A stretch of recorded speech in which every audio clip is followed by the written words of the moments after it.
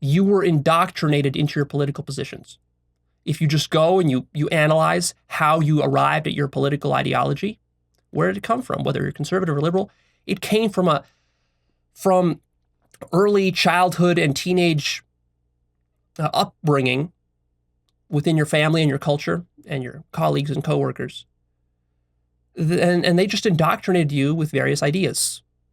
Of course, this happened and you were willing to go along with it. And that's where your political ideology comes from. You didn't do anything intelligent. You didn't actually bother to sit down and think for yourself and arrive at some positions on abortion and gun rights and this and that. You didn't do any of this. You just absorbed it from your culture. And whatever the status quo of your culture is, that's what you picked up. And if you grew up in a conservative family, chances are you hold conservative ideologies. And if you grew up in a liberal family, you hold liberal ideologies. Notice this.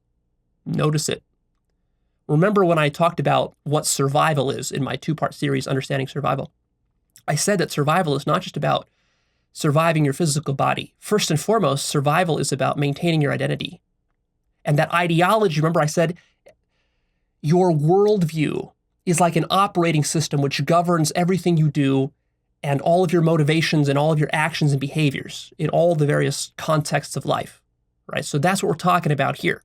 The reason people get so attached to their political ideologies and they don't want to give it up, and they get so emotional about it and so defensive about it, is precisely because when we're talking about changing or questioning one's political ideology, we're talking about changing fundamental features of one's worldview, which is something the ego mind does not want to give up, because to admit that parts of its worldview are wrong is very, very threatening. That's a slippery slope that it doesn't want to go down, because that opens Pandora's box to much greater existential crises and problems that we don't want to even get into here.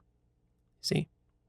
So people, of course, get very defensive about their worldview, which is why religion, politics, sexuality, these are some of the most controversial topics that exist. And it's very difficult to have serious substantive conversations about these precisely because people dig in their heels. And the trick is they don't want to explore different worldviews. So what I'm inviting you to do here is to drop all of your ideologies, whatever they are, and to sort of start to think from scratch, rethink everything.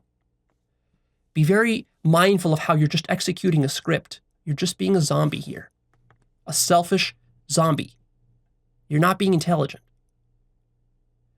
Culture plays a huge role in maintaining the status quo of government and society. 99% of people never think for themselves. Their ideas are absorbed from culture. This is true even of serious intellectuals and scientists. It's extremely difficult to break out of the cultural matrix that you grew up in. And politics and government cannot evolve until culture evolves. So it's a tricky catch-22 because, of course, the powerful and the most selfish people who have the most power in the culture and in society precisely put up obstacles to changing the culture. They don't want the culture to evolve because to them, that is tantamount to death. If the culture evolves, the political structure will evolve. If the political structure evolves, they risk losing their power. And since they're just blindly selfish, all they care about is maintaining their power, because maintaining their power is how they survive, how they reproduce, how they pass off their resources to their offspring and ensure that their offspring do the same. That's really what this is about. And who gets to decide in which direction culture should evolve? Which is the right direction? You see the problem here? Everyone has their own opinions, and hence we get to the culture wars. And the force of the status quo that is preserving existing culture is extremely strong. Extremely strong. Most people in countries around the world are attached to their culture and to their way of life, and they don't want change. They don't like change. And so this is what we're dealing with here. So the majority of people are going to resist any kind of change or even any kind of discussion about change.